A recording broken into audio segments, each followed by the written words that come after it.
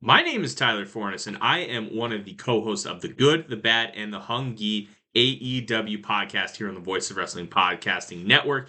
We take a broad scope approach to the world of All Elite Wrestling and the entire universe of Tony Khan. We talk about the big matches, the big stars, the promos, the storylines, and we also look at it from a big picture perspective. How are things going to change over the course of the next 10 years with AEW still in the picture? How are companies like WWE going to adapt and adjust to AEW? Are they going to be a similar way like they did with WCW in the late 1990s? Will there be a counterpunch? We talk about all of that and more on The Good, the Bad, and the Hungy every week on the Voice of Wrestling Network. This podcast is a member of the Voices of Wrestling Podcasting Network. Visit voicesofwrestling.com to hear the rest of our great podcasts, as well as show reviews, columns, opinions, and updates across the world of wrestling. Competition starting to get thick, it's the click, so I hope you watch your A game. A man, no rain from the track when we unite and spit. This isn't A game, better bring your A game. Competition starting to get thick, it's the click, so I hope you watch your A game. A man, no rain from the track. Hey, now it's the Mike and JD show, and I'm your host, Mike Gilbert, and I'm joined as always by JD, by God Oliva. How you doing, JD? Busy. My third podcast in 3 days. I've been all over the place, man. So earlier this week on Monday, just out of nowhere, JD hits me up and he's like, "Hey, I want to do a JD Oliva project," and I'm like, "Yes, let's go ahead and do that." And then he told me the premise. He said he's gonna have a childhood friend on and talk some Batman '89. I'm like, "Hell yeah, JD!" So why don't you tell him about it? I lied. I did 4 podcasts in 4 days because I forgot about the JD Oliva project. So my best friend from childhood, my buddy Joe Ziegler, never did any podcasting, super charismatic dude. But this is what we do. We just go to movies. We talk about movies. That's always been like our big thing. Like he introduced me to Big Trouble in Little China, right? Like I dragged him to Batman Forever when we were kids. This is what we do. We get to, we're in our 40s now. We just get together and we go see movies. So like I texted him when I was watching Batman. I did put a thing on my Facebook page the other day about how much the first Batman movie meant to me. Batman 1989, June 23rd, 1989. I'll tweet something about that every year. And I decided I was going to watch it. And I was like, I'm going to podcast about this. I think I texted you and said, I want to do something about this. And then I was talking to my buddy. I'm like, why don't you jump on with me? Why don't you do this show with me and try this? And he did. And I think we did a great job. And maybe this is a new thing that we do on the show, on the Patreon specifically. Maybe. We'll leave it up to the Mike and JD show universe. If you guys would like, if you guys get a chance, listen to Batman 89. I went ahead and released it for free because I was so impressed with it. I loved it. Thanks, man. And honestly, me and JD are not getting along right now because I like his podcast better than ours. So, because we were tossing around some ideas for maybe possibly you and Joe doing this going forward, and then you said, "Hey, can you do a logo and a thing for it?" And I was like, "Yeah." And then I got all excited because I'm like, I get excited for you. So you let me a part of the process, and I came up with a little something, and I want to debut it because I'm really excited about this. You created these, you named it, you made this. You go ahead and showcase your work, my friend. Coming soon to the Mike and JD Show Patreon, is going to be a new podcast starring JD and his buddy Joe. Don't call me Dolph Ziegler. Which he probably has no idea who that is. I'm sure he does. He's a wrestling fan. He's a very casual wrestling fan, so he's familiar with Dolph Ziggler. Okay, but here we go. Coming soon to the Mike and JD Show, Betamax Memories, a movie review podcast with JD and his childhood best friend Joe Ziegler. And coming soon. I don't know how. Like if it's going to be like a scheduled thing or how often, but we're working out the details right now, but it's a passion thing for JD. And I'm like, hell yeah, go for it, man. Let's kick some ass. I apologize. My hair is driving me nuts tonight. Yeah, dude, it's going to be a lot of fun. You outdid yourself with the banner. Like, you sent that to me yesterday, I believe, and I was Yeah. like, "Holy crap!" And I sent it to Joe, and he was all about it too. So, it's probably gonna be pretty infrequent. Hopefully, not as infrequent as the JD Oliva project is, but I don't know. I'll probably keep the project for just doing kind of my personal stuff and Yeah. talking about things. But yeah, man. So I did Betamax, the pilot for Betamax Memories. I actually did War Live, pal, with our old boss Garrett Gonzalez and Andrew Zarian.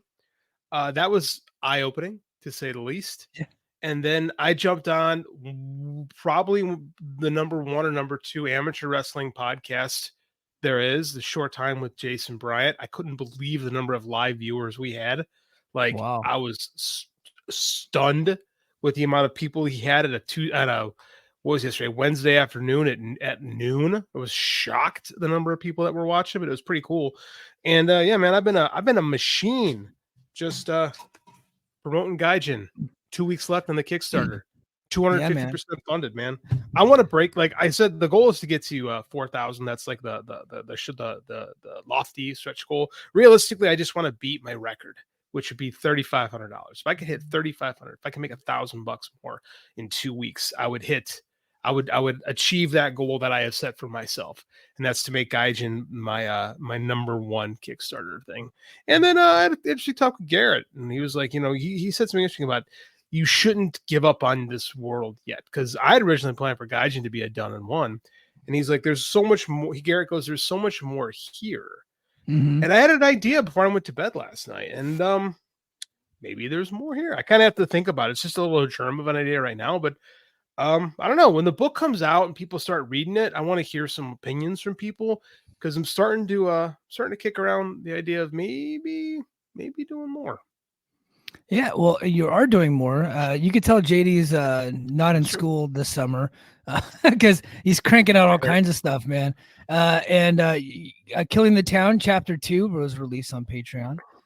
So everybody go check that out. And if you've had an opportunity to read that, please give us some feedback. Let us know what you think. But man, so you hit me up today and you were like, Mike, I really want to talk about AEW Creative. I want to go on a rant about AEW Creative. And then I was like, well, what is the title of the show going to be? Because I didn't even know. Because I'll be honest, I was going to watch Dynamite last night, but bro had to go back to work last night. I worked a full shift, came home, and during dinner, I got called back into work to deal with something that's not even like crazy important. But here's the thing that you guys need to know when you have like a real job. If your boss is pissed, you got to make sure that he is no longer pissed. And if it means cutting into your dinner and running back to work to take care of something, even if you don't think it's all that important, you still go do it because you got to make the boss happy, right? So that's what I was doing last night. So anyway, I didn't even get a chance to watch Dynamite last night, so I don't have an opinion on Dynamite or what the creative is heading into Forbidden Door. But man, what's on your mind? Because you really want to talk about this. So I did the show yesterday or 2 days ago with Garrett and Andrew, and Garrett, he knows to avoid WWE with me because I really don't watch too much of it. We did talk about the Wyatt 6-6. Am I supposed to call him the Wyatt 6-6 or the Wyatt 6? I don't understand how it's written. I'll be honest, I don't know. So when I did the YouTube video, I copied what Rich did for Voices of Wrestling. He put sick and then the number 6. I don't know what that means. It's like calling them corn but having a backwards R to me. I don't know. Or like the movie 7 where the V was a 7, the number 7. Yeah. So I think it's just 6.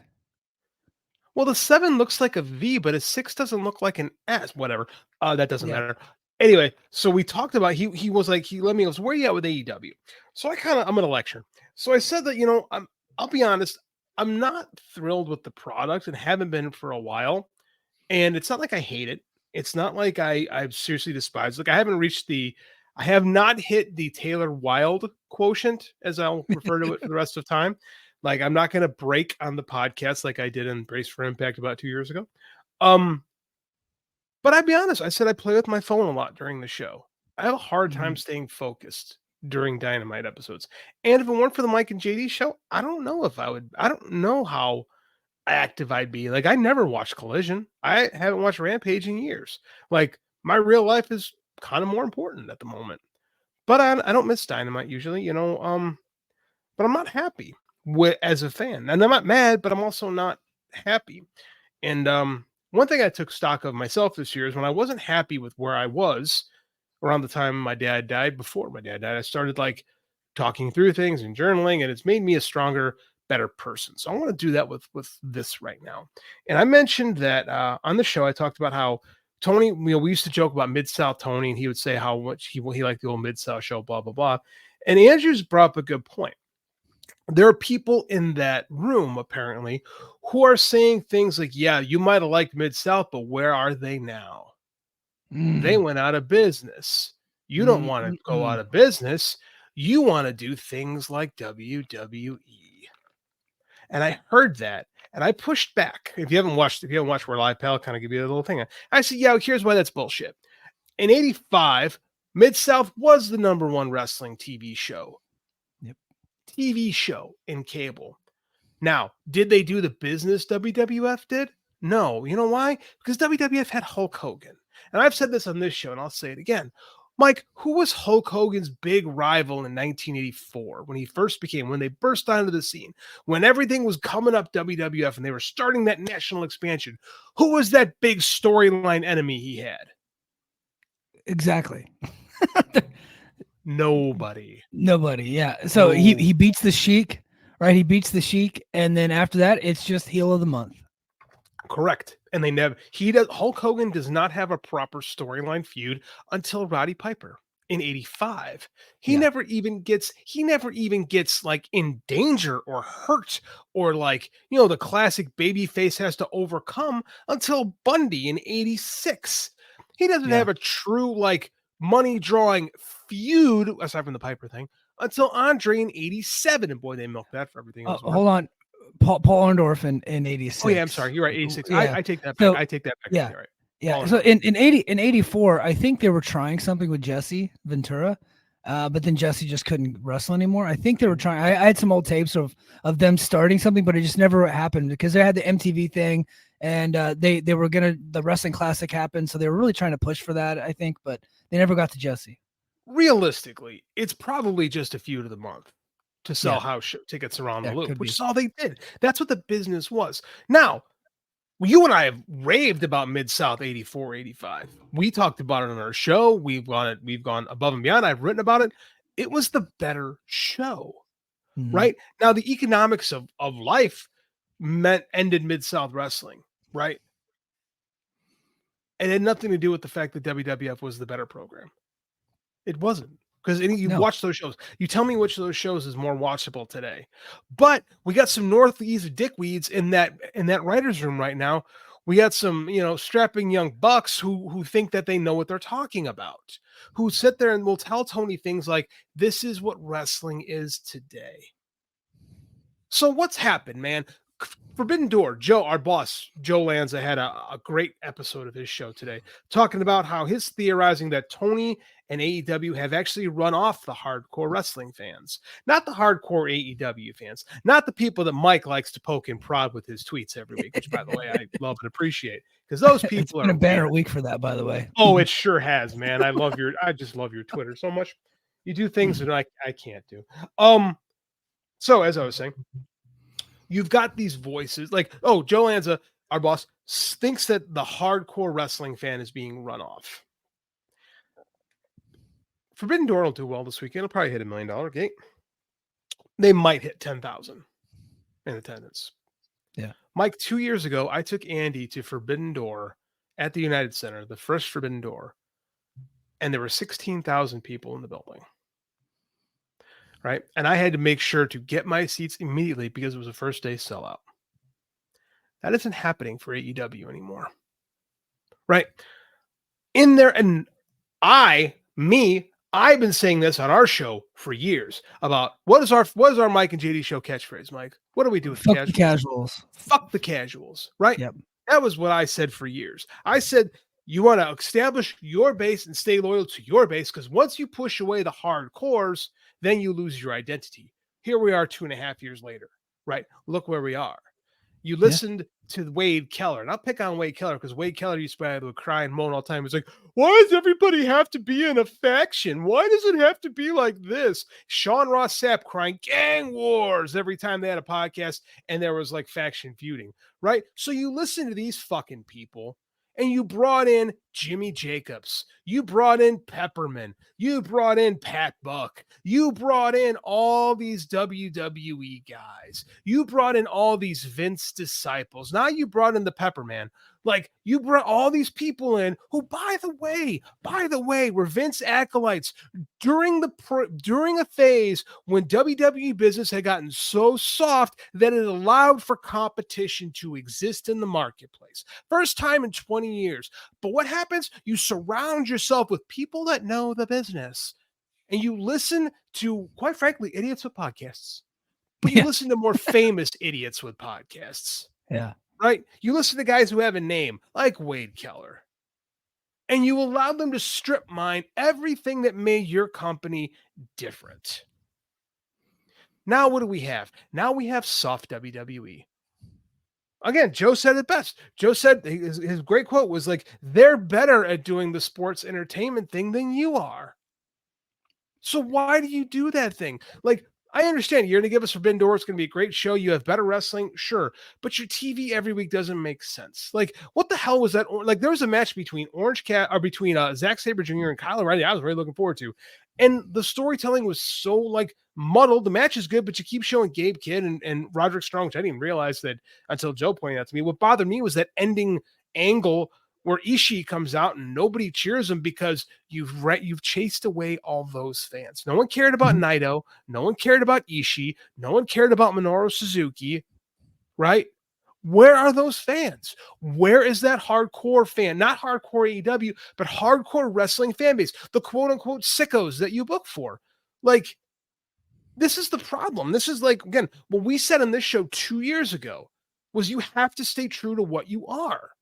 You have to embrace your role in this. Stop chasing. Mike, how many fucking casuals have been won? None, because like the numbers, and I'm not just talking about the ratings. I know last week rating was like an abomination, and obviously it bounced back to what their new normal is, which is kind of hovering around 700,000. But we don't really like.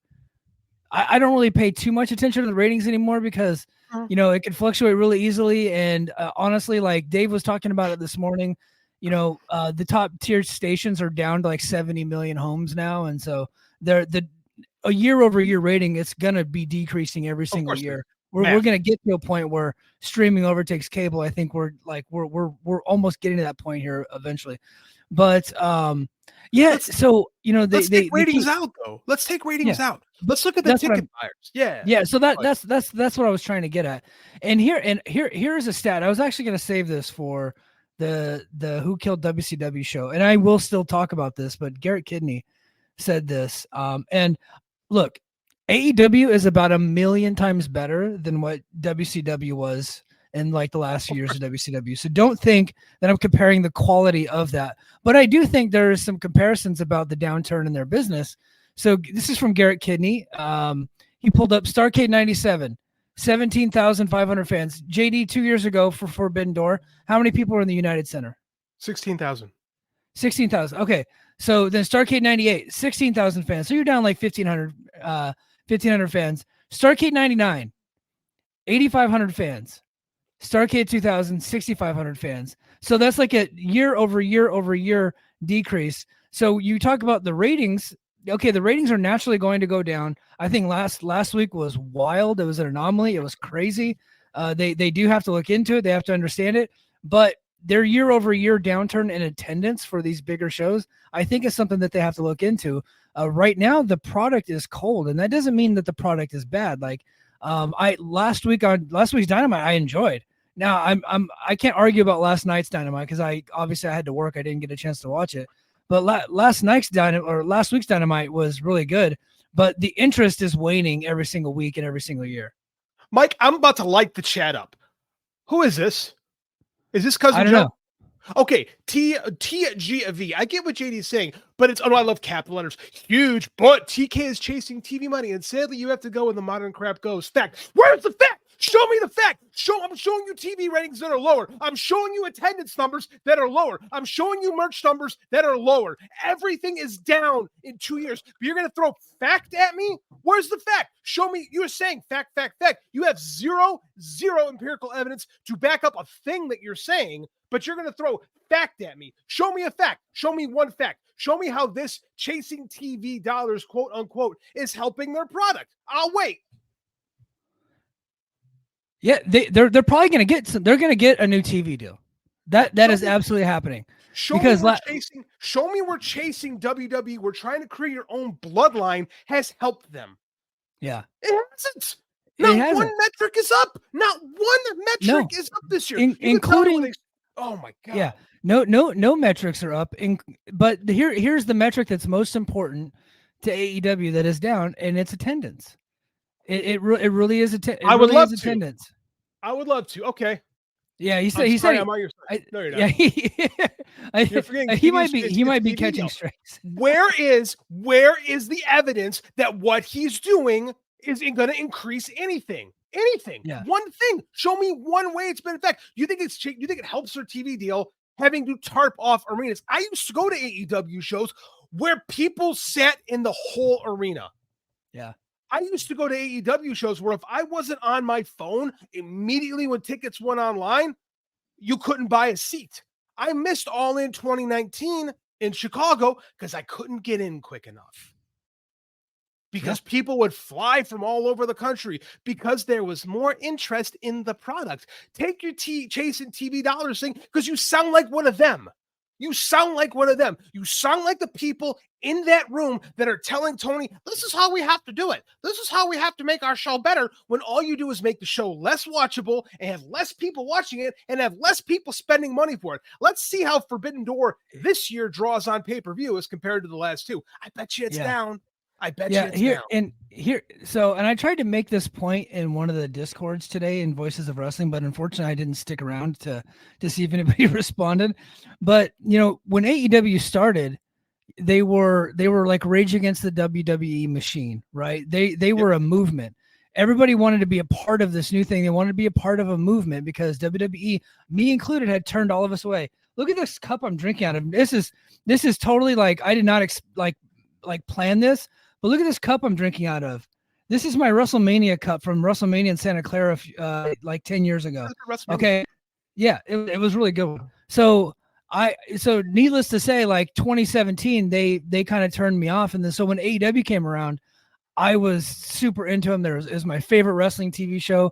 Good. I loved watching the show every single week. I still like the show, but it's not as exciting anymore. And it's not a movement. And honestly, it's getting to the point where it's a bit uncool. Somehow, some way, WWE made themselves cool. I think The Rock helped out with that. I think Cody Rhodes is a bit of a dork, but somehow he has ingrained himself to become somebody cool that you want to follow, in spite of the fact that he's got that god-awful neck tattoo. But he is cool. The Bloodline became cool. WWE became the cool product, and AEW is now just they're uncool. And that's a big part of it. And I think it's not the cool thing to do when AEW comes to your town anymore. It's just like, I'll go to it if I have time, but if I don't have time, I'm not really going to bother with it. Mike, everyone that worked there when the product was uncool is now working for Tony. Yes. Yep. Like, how are we listening to these people? Again, you're telling me, they're going to get a big deal because of this. How? They're not going to get a Wembley. They're going to get a big deal in spite of the downturn in their business, because you know what? Because they were, even last week when they were 502,000 viewers, they were still number 3 in their time slot. Like you know what I mean? It's just like the nature of cable. I did kind of have some fun with those ratings last week, but I also figured it would probably bounce back in a decent way. Hey, we have to have fun. We have to chase engagement. That's what we do. Yeah, well, but when I do it, it's more just like making myself laugh. And so, dude, I think my joke last week about the AEW ratings being the fault of the fans, me doing that heel promo on Twitter, I'm pretty sure Dax blocked me because of that. Because I don't tweet that man whatsoever. I don't think I've ever tweeted him. And if I did, it would have been a compliment, because they happen to be my favorite tag team. But I think he blocked me because he saw it, because I got so much engagement, like literally like hundreds and hundreds of retweets. Like this is not a humble brag thing, but I know because we're on the Voices of Wrestling Network that people do listen to our show. So I know our opinions, they don't think they carry any weight, but I know people do listen. So, it's kind of one reason I'm hoping somebody there listens to some reason and starts going back to what makes this company different. They're doing a weigh-in for the main event for Forbidden Door, which I kind of like because at least like when Cody did it was really bad. So I'd recommend using a digital scale and not an old school weight scale. That Cody weigh-in could not have been worse. The scale was not even calibrated, and it's because the suspension on the ring. It's like Cody is like he wrestled in high school at a very high level, and he did not know that it would not be a good idea to put that in the ring. Georgia in the early 2000s. Oh, come on. I'm from Illinois. I take my shots. I've been to 1,000 weigh-ins in my life, man. Thousands upon thousands of weigh-ins, and that was the worst weigh-in I've ever seen. So it could be done well. But what's not done well is you're doing, can they coexist angles? You're doing rapid fire cuts. You're doing people standing at stupid angles. I didn't hate the intro segment. I thought it was pretty solid, actually. I like them elevating Daniel Garcia. I like Will and MJF trying to one up each other. I think it adds to the MJF character of, he's remarkably insecure. I think that's the best MJF is when he's insecure and not feeling, like the best guy in the world. So I think that's good for the product. I just want him to be different, man. I just want him to be different. Like, you aren't cool anymore because you're listening. You have Jimmy Jacobs in there, who's not a cool person at all. I said it. I'll take some shit. I don't give a crap. Like, you got people in there who don't do cool work, who have never done cool work. That's the truth. Well, and they just brought in R.D. Evans, which I don't think you and I even had the opportunity to talk about. So JD, do you know what storyline R.D. Evans was actively working in TNA whenever he left? No. He was the head writer for Ash by Elegance, which has died in TNA. I mean, it's really bad. And one of the reasons why he left is because they thought that it was really bad and they were trying to get him to change it. And he didn't, and he liked it. He liked what he was doing with the Ash by Elegance, and it's so bad. And that's who Tony Khan just hired. And so look, we're not sitting here just trying to shit all over AEW. No, I want it to be better. We actually really like it. I'm pretty excited for Forbidden Door. We're going to do a little bit of a Forbidden Door preview here pretty soon after we talk some other stuff. But we're just like, look, we know for a fact that people in that company have listened to this show. We've heard that they have heard us before, so they do know who we are. I want you guys to hear what I got to say. Stop chasing WWE and just do your own thing, be yourselves, and just put out good television. And eventually things will start to bounce back. It's going to go down for a little bit because you got to build some new stars, and you can't continue to rehash these WWE fires and these old guys and putting them up at the top. You got to build some new, exciting, and young stars. NXT freaking sucks. It is the worst pro wrestling television show. It is worse than MLW as far as like quality wrestling television. And I don't have any qualms of saying that because I have done some MLW podcasts. MLW is absolutely a better product than NXT. But here's what NXT has an edge, and they have an edge on AEW right now. And they're actually, super competitive in the ratings. I think last week NXT won. I don't know where they were at this week, but here's the thing. They have young, hip, and cool people on that show. And they're constantly cranking out new stars for young people to get behind. And AEW needs to get more of that. They need some new energy into this company that is not just chasing what WWE is. I agree with you. I think that's why they had those three guys in the opening segment they had. Yeah. Right. I think having Swerve and Ospreay is a good move for the main event of this program. I think that's all well and good. Here's what's important in pro wrestling thing people forget about. Perception is the most. Oh, go ahead. I'm going to light up King of the North in a sec. Oh, I like that. Perception in pro wrestling is more important than anything. Like I talked about Hulk Hogan. Hulk Hogan was perceived the biggest star in wrestling. So people bought into it. WWE is perceived to be the coolest company in the world. You know what else when WWE was perceived to be the coolest company in the world? The Attitude Era. Yeah. Go back and watch Attitude Era Raw. It's awful. It's unwatchable. Stinks. It's horrible. Anytime that Steve Austin is not on screen, and believe me, they put him on screen as often as possible, is unwatchable. It's unwatchable until The Rock gets good, and then you have 2 segments that are watchable. The rest of it is ass. But people bought into it. People watch it because perception is the most important thing in wrestling. And WWE gets that, and they've created the idea that their product is cool and your product is not. No, part of it is because they have that Legental Army and Nick Khan planting the right stuff. But at the same time, Tony acts like they're not cool. Yeah. And when was WCW the number one company? When they were cool, when NWO hit, and they were cool. King of the North, he's backpedaling a little bit. This dude. Oh, what did the King say? Noted young and cool guy Sean Spears. Okay, that's an exception. Come on, that's an exception. But he said that he just wanted to make a Sean Spears joke, and I will accept a Sean Spears joke. Like, it makes me laugh, and WWE fans are like, can you believe they couldn't do anything with Sean Spears? I'm like, you guys had him for 10 years, and the only thing you ever figured out him is to count to 10. Like his whole but guess what? Wrestling fans like to do the most, specifically American fans. They love counting. They love to count. Counting to 10 is like literally one of their favorite things. That's why that stupid dumbass song "Bodies Hit the Floor" was so popular. Counting. What? American wrestling fans loved it. It was the ECW theme for the new ECW. Like, American fans just love counting. It's the weirdest thing. And like Sesame Street. Yeah. But hey, we'll put a bow on this AEW topic. We are going to catch up with some Forbidden Door talk. But I want to get to the chat. There's been chat is busy tonight. So what happens when you poke the bear? Yeah. King of the North says also here to check on Mike after they announced Jordan Grace versus Dana Brooke. Her name in this podcast now is Trash by Elegance. That's what we're calling her now. So yeah. You know what's the weirdest part about Dana Brooke? She is a different face. Yeah. She looks completely different than the last one I saw her in WWE. Yeah. Like somebody had to explain to me who that was when she debuted in TNA. I was like, oh, I didn't know that was the same person. It's like when Jennifer Grey from Dirty Dancing got the nose job, and like she just looked like a completely different human being. Like, I'm still a beautiful woman, but I'm just like, it's unrecognizable, man. Yeah, she just looks completely different.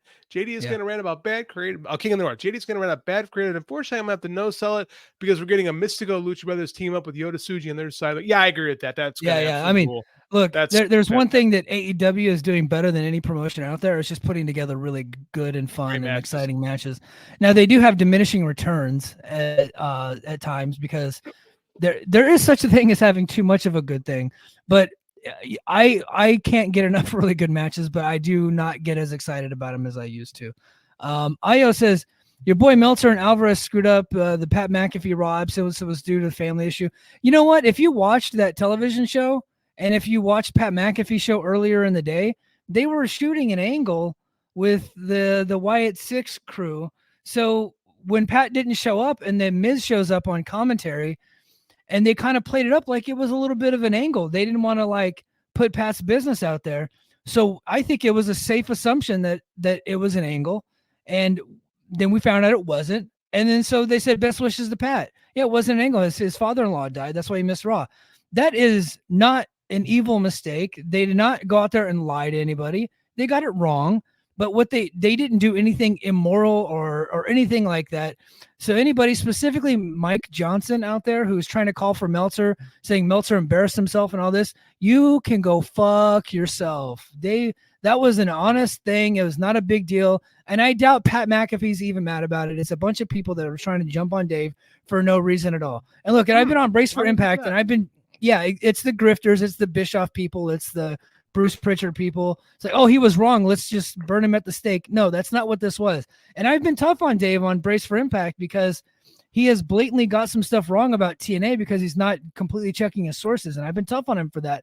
But this one specifically, I think that he doesn't. You guys can just leave that one alone. That's not a big deal whatsoever. It is just something that people are trying to make a big deal for engagement purposes.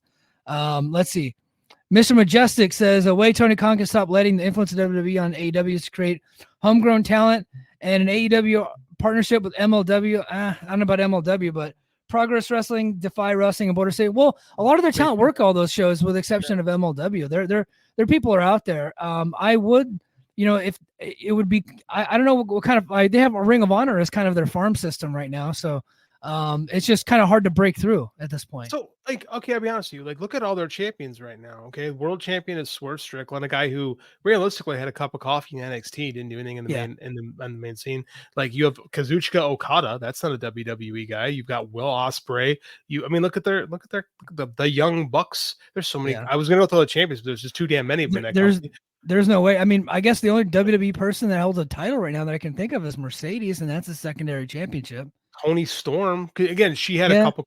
Well, she had a whipped cream pie, I guess, in the main event. Toni Storm is far more known for AEW at this point than she is WWE. Like, I don't think the talent is the problem. Yeah, they got a lot of former WWE guys, but none of them are being. I don't consider Swerve. He got fired a week into his main event run. And his main event, his main roster run. Right. I think they're pushing the right guys. The problem is the people in the back. Right. Yeah. And I don't think the American Dragon is innocent of this stuff either, to be quite honest with you. I remember listening to a Danielson interview back when he was with WWE, and he said something that was so asinine. I was like, he must just be being nice. But I can't remember who he told. It might have been Jericho. It might have been one of the Jericho pods. But he was like, he's saying that his favorite wrestler was Heath Slater. He's like, Heath does everything great. I just love. He's so entertaining. He's so great at everything. He gets the crowd like, I just love everything that guy's doing. It might have just been him being nice, but I don't know, man. I don't know. he Danielson doesn't do the Heath Slater stuff, but I don't know. I'm starting to question his judgment a little bit. We'll see. He heard he was the guy that brought in Jimmy Jacobs. Yeah. Sage says, I feel like the evidence shows the opposite. People are way less interested after the brochachos. That was the first crack, I would say. Here's the thing though. It's like WCW. When things start getting bad, people start falling off, and attendance started falling during the brochachos, right? Yeah. And then it ended, and they followed up with the C2, and that did pretty good. And then since then, you had Sting. The Sting thing did good, but everything else beneath that wasn't doing good. What's not working is the Young Bucks cosplaying 1998 WWE and 2000 WCW. The who will control the company. No one cares about that stuff anymore. No, it's stupid. No. Yeah, Forbidden Door this is from VR. Forbidden Door sell out every single match or talent was announced. They're crawling to 10,000 and might not even hit that. They'll probably get there. But yeah, look, it's a far cry from what they used to do. And then I wanted to get to this. He said WWE is still uncool in the grand public conscience. Well, I'm talking about among wrestling fans, dude. He goes, let's not sucking them off. Well, I know that I'm drinking out of a WWE cup, which is a complete coincidence, but I wouldn't say that we're sucking them off. I'm about to tear into them in a minute. I teach high school kids, man, and they used to tease me a lot because I liked AEW, because they were all doing the acknowledge me thing in class and stuff like that. Teenagers are far more into WWE than they ever were AEW. So that's just the reality of it. And again, perception is reality. The WWE marketing arm shapes that. Believe me, I don't want to suck off WWE. That's the last thing I want to do. No, we just try to spit facts. TGV says, by the way, I'm not American, I'm Australian. Hey, after tonight's debate, you might want to thank your lucky stars. So for me, it's not like I can make a difference. If anything, I pay to watch AEW, so there's no metric right here that I can still continue to pay. I didn't know that Australians had to pay for AEW. I guess probably on Triller. They probably have to on Triller. I was going to pick on the continent of Australia and have a bit out of it, but I won't do that. Yeah. Okay. Man, we got a lot of people here on the chat. I can't get to everybody right now. One thing I want to get to, and I want to get the chat's opinions on this. If you want us to get to you, a super chat would make sure that we said your comments. Yeah. So earlier this week on Raw, I did not watch all of Raw, but I did see the clips of this because I wanted to talk about it. There was a segment between Dominic Mysterio and Liv Morgan, and where Liv Morgan is kind of playing this obsessive female type and kind of trying to seduce Dominic to get her way with him. And at one point she's sending him lewd pictures on his phone. So then Dominic then goes into the back and it starts showing people the pictures of her on his phone. JD, what does that remind you of? Well, that sounds exactly like the Vince McMahon lawsuit. I don't know what's more unbelievable. The fact that Triple H is this stupid, which I actually do believe he's that stupid. Yeah. Or that women would be interested in Dominic Mysterio. That's a tall mountain to climb for me. Yeah. You know what? Like, I don't know. They're absolutely spoofing Janelle Grant, right? Yeah, like they have 100%. Like, is this really a smart thing to do when you're in court, when you have the Department of Justice looking into? Well, I guess not looking at them because Vince is gone now. Maybe they're just maybe they think they're making fun of Vince, but it really sure comes off like they're making fun of the whole situation. It's gross and crass and classless. Honestly, Dominic is playing Vince. And like, I think they're trying to make it seem like in this weird way. And if you guys think I'm crazy, because I do think, like, I saw some WWE like diehard defenders saying, "Oh, they would never do that. It's a complete coincidence." I'm like, okay, if it's a complete coincidence, let's say for instance a complete coincidence. How stupid can you be? How legitimately how stupid can you be? And Nick Khan, smart guy, right? TKO Endeavor, really smart people. Lee Fitting, the director of television, come over from ESPN Monday Night Football. I guarantee you he's a brilliant, bright guy. Triple H comes from that wrestling carny background to where you use your television show to get vengeance on your enemies. And this is right out of the Vince playbook. They did it for years. They would weave the real life into their storylines, especially when they felt like they were being attacked, and they would put themselves as sympathetic figures and make fools out of the ones that were coming after them. Anytime the federal government was coming after Vince, he would go on TV and kind of make fun of them for it. Or he would create a storyline revolving around it because life is imitating art.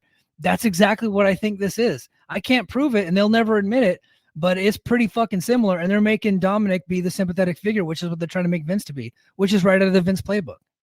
Okay, now I'm not watching, so I gotta ask questions. How is Dominic a sympathetic figure? Isn't Dominic like the least sympathetic figure in WWE? No. Like, it feels like they're making fun of Vince by making Dominic good. Or am I just wrong because I'm not watching?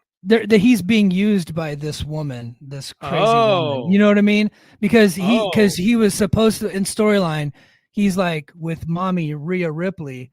Rhea Ripley and Liv Morgan were enemies, right? Rhea Ripley's injured right now, so now Liv is trying to overtake Dominic and manipulate him to turn against the Judgment Day. I believe that's what's going with it. And so now she's being like crazy manipulative, sending lewd pictures, and now he's like showing his friends. Why is this not a bigger thing? Remember when MJF and Juice Robinson did the quarters thing and people lost their collective mind about that? But I mean, which was disgusting too. But we know, JD, we know the answer to the question. I know. We already know the answer to the question because Legenta has told him not to be upset about it. Mm-hmm. Right? Yeah, you're right. Like, I mean, honestly, if something like this played out on AEW, Raj Giri, all over it. Mm-hmm. You're right. But it's perfectly fine because WWE is the coolest show. Yeah. Yeah. Well, I hate that company. And they have the media manipulated here, and to where they won't really go after them for this stuff. Baby Huey says Liv is trying to get revenge on Rhea, so she's using Dominic to get revenge on Rhea. That's the storyline. And whatever that storyline, that's fine. The lewd pictures and him showing his friends overstepping because of the current situation that they're in. It makes no sense to do that. They have to either be really stupid or they are intentionally doing this to make light of the situation. I truly believe Paul Levesque is stupid, but I don't think he's that stupid. Yeah. I do think he's that spiteful and that vengeful because we've seen that stuff over the years play out with him specifically. So, yeah. Yeah, it's wild. And now you got MVP, and I don't think this is getting enough coverage. Some sites have covered it, but MVP, he's essentially going the Kevin Kelly route almost, and I think he's trying to tweet himself out of a job because he's pretty upset. Hold on, here we go. Actually, King of the North is saying it right here. He's saying it for me. It says MVP accused Triple H of holding black talent down on Instagram, and nobody covered it.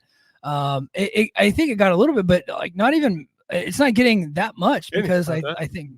Yeah, well, because it's basically an Instagram comments. So he's kind of like replying to people and doing emojis and like giving 100s as people are saying this stuff. He's like agreeing with them. So he's not outwardly saying it, but he's saying it. Instagram doesn't get quite the scrutiny for like news stuff that Twitter gets to. Yeah. It's just a different, I can kind of see that's still surprising though. Does that hold water? I mean, if MVP's saying it, I don't see him to be a dishonest person. And that's at least one man's perception. Now I don't know, like because MVP wanted the Hurt Business to come back, and he's saying the Hurt Business, which is MVP, Bobby Lashley, and I believe Cedric Alexander and Shelton Benjamin, who's not even in the company anymore. Aren't the Street Shelton Profits and okay. Who? Aren't the Street Profits in the Hurt Business too? No, I think no. Okay, my bad. No. I think at one point Bobby Lashley was aligned with him, but that was like a short-lived thing. So, and people are saying we need the Hurt Business back, and MVP is saying that this is like a Triple H call, and the reason it's a racial thing to not have them back at this point. I think it's worth exploring. I agree. Now, it's really difficult to say that the entire company is this way. I mean, they're pushing several black stars, and several stars are right at the top of the company. But TGV has a good comment. I buried him earlier, so I gotta give him some love. Okay, hold on. So he's turning babyface. He's babyface turning. I mean, I now love him. Yeah. So he wore blackface in 1998, whenever the Degeneration X spoofed the Nation of Domination.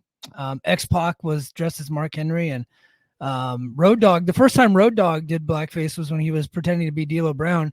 He then him and Billy Gunn then redid that in TNA. No, actually, it was Billy Gunn that did it in TNA, and he was dressed as Devon. He went all the way. Not good. That you know what that didn't get really, like, nobody cared at the time, because the show was just so outrageous. It was like it was also one TNA. of many offensive things they were doing. You know. Yes, but it's also TNA. Like, you can get away with stuff in TNA because, I hate to be this guy on this show, but not a lot of people watch. Yeah, and then of course the Booker T storyline at TGV, the Booker T storyline. Look, there is a shred of this, and even if he doesn't treat people like that, you never know, man. I'm not going to outwardly say that that's what this is, but I think there's a little bit there that if somebody did some digging, they could probably get some people to speak on the record about some of their experiences. Because I think, look, and if it was even remotely true, it would get coverage everywhere. Because you remember what happened with Swole, when Swole talked about it with Tony Khan, then all of a sudden it was everywhere. Now Tony Khan, idiot, decided to say what he said. Say no, she was just a crappy wrestler. Probably didn't need to go there. She should say, look, it's not true. Yes. I mean, yeah. And she hadn't done anything since then, but. Right. Yeah. You don't have to kick somebody when they're down. You know what I mean? Right. But, I mean, that was not a good move on his part. But yeah, I mean, honestly, I don't think one couldn't ask that question. Yeah, based on history. Yeah, I think it definitely warrants exploration. A couple more topics.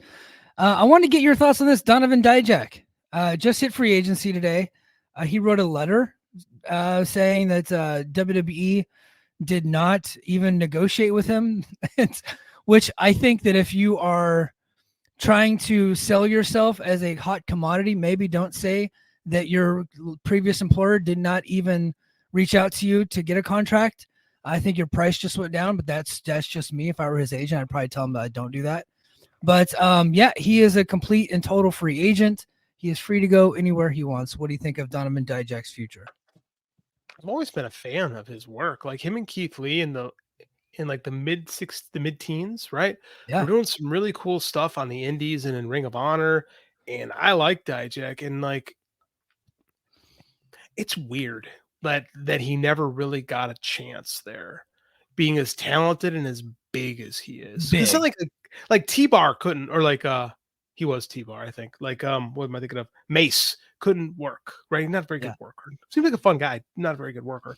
You know, there's a lot of guys there that get a lot of shots but aren't very good. He is good, right? He has good matches. It's never quite. It's weird. It's weird that he's never really had. He's way better than Karrion Kross, who Triple H just loves. Just really likes that guy, and I have no idea. Donovan Dijak, he seems like he has everything. He just doesn't have it. There's just neither something like Karrion Kross. No, Karrion Kross neither. But He is a million times better than Karrion Kross, of course. Yeah, but that's the thing. specifically Dijak, he just doesn't have it. You know what I mean? Like, he can do the moves, he can do the matches. He's a big guy. Probably not like a god awful promo, not great. You know what I mean? But there's just something missing from his game, and I honestly don't know what it is. Sometimes people just don't have it. I mean, I don't disagree with you, but there's plenty of people in that company that don't have it. They just signed Tangaloa, for God's sakes. Well, they signed him for a specific storyline purpose. I get that, but I get that. That's what I'm saying. It's like you can't find a role in like 8. He's been there for like 7, 8 years for that guy. That's what's weird. Where do you see him ending up? I hope he goes to TNA because I think he could actually do something there. Right? If he goes to AEW, there's just too many guys. You get lost in the shuffle. And he's really good. He'll have really good matches. But then what? There's just not enough room in AEW right now. Like I really think TNA could be a good, or New Japan. Like, he's still young enough where he could do something in New Japan if that's what he wanted to do. I think that would be really cool. I would like to see him in either of those places rather than back in WWE. Although maybe TNA won't sign him because, like, he spoke ill of their sugar daddy. Who did he speak ill of? WWE. Oh, yeah. Well, you know what? I don't think there's any heat there. He just said that they didn't. It might be now. There might be now. You know what? I don't think that TNA would shy away from Dijak. In fact, Dijak, when he tweeted out his picture, he not only tagged TNA, he tagged Tommy Dreamer, and Tommy Dreamer's bringing him on Busted Open next week. And, he's being smart. And then TNA just so happens to be in Philadelphia this weekend, and tomorrow is when he hits free agency. Would not shock me to see him go to TNA. A lot of people like Tommy Dreamer. They like to work for him. So that wouldn't shock me, but I don't think he's going to sign with TNA. A lot of guys from WWE and from AEW, they just like to, like, hey, you know what? I'm just going to go get some stuff figured out. I'm going to work out a character, work out some promos. I'll go work some stuff out in TNA, and then I'll hit the indies, and then maybe I'll go overseas for a little bit, and hopefully they'll take me back. You know what I mean? I see him being one of those guys. The Mustafa Ali, if you will. Yeah. Yeah, I could absolutely see that. Yeah. I think that probably is his best bet. I just don't think there's room for him in AEW right now. He's really good, but I think that he would just get lost in the shuffle.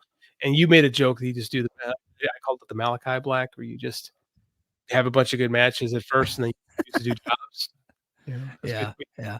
I was thinking of Miro when I said that, but I think it's debatable that Miro had really good matches for a while. He did have a few, but he had a couple, but he hasn't done anything in years. At least Black's on the TV show. Yeah. But so honestly though, I was joking, but I think if he did go to AEW, it would be a pretty similar situation to what he's facing right now. I agree. They got so many talented people that are way more famous than him, and I don't think he has anything that would set himself apart in that company. At least if TNA, it's a small company. There's an upper trajectory. He'd be middle upper card. He's not going to be the champion there. I don't think he's got like main event champion even in TNA. I could see him being like the champion in MLW or something like that, or carrying like different indie titles around the indie federations. But look, if he goes to New Japan, look, he's not going to be champion there. Hold on. King of the North actually had a good suggestion here. We got to text our buddy about this one. Said TNA and do some shots with Noah. I think that would be cool if he went and did some shots with Noah. That's actually a great fit. I think it is a great fit. He's probably, he's 36. He's a little young for Noah. Honestly, no, I'm just kidding. No. Kaito Kiyomiya got the number 1 30 under 30 from the Voices of Wrestling. So Kaito's good. Yeah. So the biggest, youngest star happens to be there in pro wrestling. No, but look, he I think that if he did go to TNA, and I'll probably talk about it this weekend on Brace for Impact, I think he would probably do well there, and people just like the guy. Dude, you can't tell me that Dijak and Moose wouldn't be fun to watch, or that Dijak and Macklin wouldn't be great matches, right? Like I think it would work really well, to be honest with you. I'd much rather see him in TNA than in MLW. Well, yeah. Well, I would like that because I have a TNA podcast. But I was talking to my cousin Joe, because cousin Joe is like huge WWE guy, right? Oh yeah. And he was like, he goes, man, I can't believe WWE couldn't figure it out with Dijak. And I was just like, look, if there's something, if you're there for 7 years and you can't get over, it might not be WWE. You know, it's like, you know, there might be something going on with him. But guess who else was in WWE for 7 years and didn't get over? Macklin, and he's done a great job in TNA. That's true. He's one of my favorite parts about TNA. In fact, every time he loses, I get pissed about it. So if he comes over, you know, he better have his promo boots on or whatever. You better learn how to work some promos, and he better be ready to go, because they got some hungry guys there that are really looking to make name for themselves so they can go back to the Fed and get hired. And that's what you do when you go to TNA. You try to rebuild and rebrand. Matt Hardy. By the way, I liked your whole thing this week about the TNA. The AEW didn't value the Hardys. That was what Matt Hardy said. So that's why I put it on the headline. Yeah. It's hilarious. But I got some heat for that, but if you listen to what I said in the video, I said the reason why AEW didn't value the Hardys is because Jeff Hardy got a DUI in the beginning of their run. Mm-hmm. And then he came back and he got injured. Mm-hmm. The injury was not his fault. That was dipshit Guevara. But he got injured right when he got back.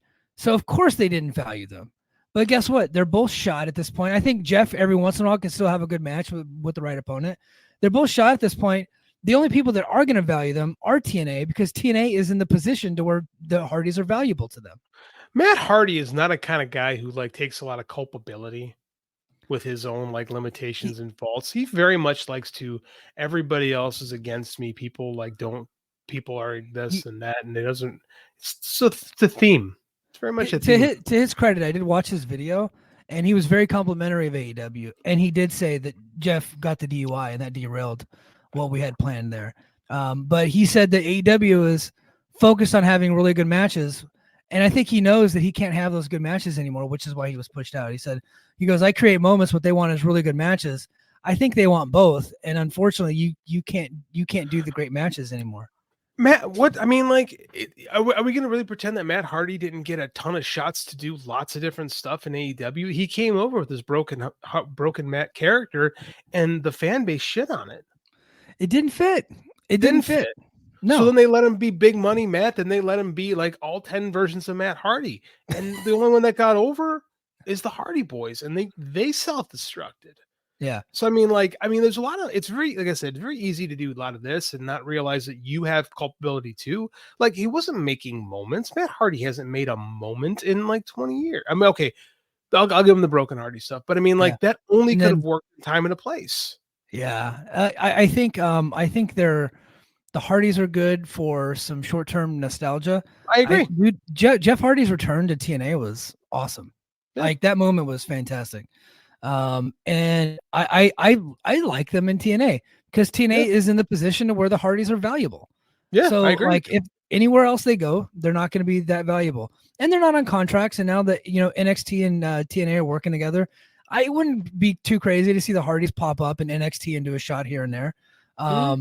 Yeah. So, but I happen to like the Hardys in TNA. I think that it's been mostly enjoyed. In fact, I liked Moose and Matt Hardy in the main event a couple weeks ago against Oz. They had a really fun match. And I think Matt Hardy speared Rebby Hardy through a table, and that made me laugh. So there you go. I dug the match. Well, hey guys, we were gonna do a Forbidden Door preview, but we're right at the time. I do have to cut out, so I do apologize for that. So we got 2 minutes left. So Antonio Baker says, I'd rather they're going to be a super show between TNA and WWE. Brother, I don't think that's going to happen. I think what the TNA and NXT relationship is exactly what it is right now, which I happen to be fine with. I don't think we want them to have a super show where NXT goes 9-0 on TNA, and TNA's veteran stars who are established guys in the business for a long time having to put over green kids out of wrestling school. I don't think that's the way to go. I think what they're doing right now is perfectly fine. I don't think that you want to get them too close, because if they get too close, then they will kill TNA. Yep. That's what's going to happen. Yeah. And WWE, because they're never going to do WWE TNA, because then you'd be putting TNA in the same level as WWE, which you know what? But that makes total sense to me at this point, because a lot of people shit on the AEW TNA relationship because a lot of AEW fans was like, TNA is so far beneath AEW, we didn't want these guys on our show, right? And even if, like, you could say maybe Tony Khan was shitting on their product, that was TNA's fault. They allowed it to happen. They never got the heat back, and that sucks. But Weird. a lot of why that relationship went bad is because AEW fans were snubbing their nose at TNA. Right now, NXT and TNA, mutually beneficial relationship. TNA likes the fact that their people are getting exposure, whatever that means these days. Joe Hendry had 15 million views on that YouTube video the other day. So they like the fact that their name is being said and getting all that exposure. What it leads to, who knows? And you know what? NXT is creating a little bit of buzz by having outsiders on their show, and it's made them kind of a cool thing. I think that right now it's mutually beneficial at this point. Let's keep it that way. Don't expect any more than what you're getting, is what we're saying. Yep. Absolutely. All right, guys. That is going to do it for us this week. Stay tuned for Who Killed WCW episode 4. JD and I will be all over that. We're going to be dropping that this weekend. And then, of course, I'll be live on Saturday morning doing Brace for Impact on patreon.com/the Mike and JD show. If you guys got TNA questions, bring them to me on Saturday, man. We'll talk about it. All right, guys. And until next time, mahalo.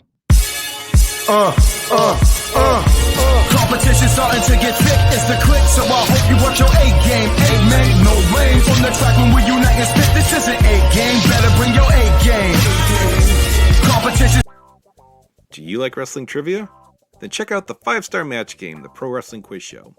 I'm Joe Gagney, and every episode, I grill 3 contestants with 5 rounds of power-packed wrestling trivia. We have over 30 evergreen episodes in the archives covering WWE, AEW, Japan, Mexico, and much, much, much, much more. Play along at home and check it out today.